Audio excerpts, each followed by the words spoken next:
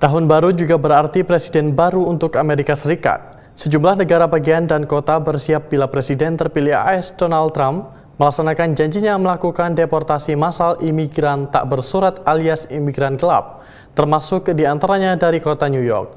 Berikut laporan Randy Wicaksana dari VOA. Wali Kota New York umumkan penampungan migran ini akan ditutup Januari 2025. Penampungan migran ini adalah taman nasional yang kewenangan operasinya dipegang oleh pemerintah federal, bukan pemerintah kota. We have been concerned about Floyd Bennett Field since the election results. It is the only shelter on federal land, and we do think that could pose additional risks. Presiden terpilih Donald Trump belakangan mengisyaratkan akan prioritaskan penegakan perbatasan dan imigrasi ketika mulai menjabat. Di sisi lain, pejabat partai oposisi Demokrat mulai mengamankan perlindungan untuk migran tidak bersurat. Para migran di penampungan mengaku khawatir soal nasib mereka.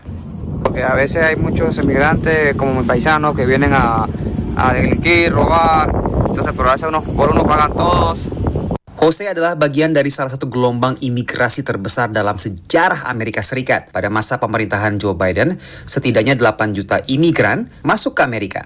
Gelombang migran dengan angka masif terjadi di 1850-an, menurut analisa data pemerintah oleh surat kabar The New York Times. I think the numbers that we've seen in the last couple of years are historic, the largest number that we've seen in history by pure number, not by necessarily by percentage. Diperkirakan ada 11 juta migran tidak bersurat di Amerika Serikat berdasarkan data dari Pew Research Center tahun 2022.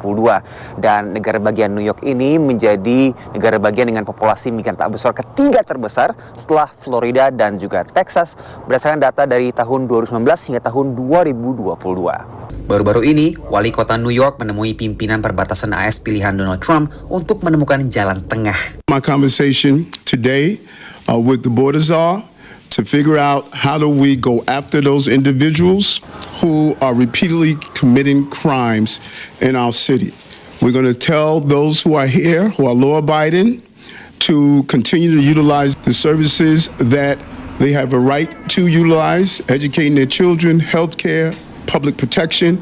Pengamat sebut tindakan Wali Kota New York ini sebagai antisipasi wacana deportasi massal Donald Trump. I do think that one of the calculations he's probably making is he may be recognizing that he might not be able to stop all mass deportations or all mass raids in New York City, but if he's seen as cooperating to some extent, he may have some leverage to sort of figure out how those raids might be prioritized or what communities might be protected. Dari angka 11 juta migran tak bersurat, diantaranya adalah para migran pencari suaka yang masuk ke Amerika lewat program pemerintah federal untuk negara-negara yang dilanda konflik seperti Haiti, Nicaragua, Venezuela, dan Ukraina.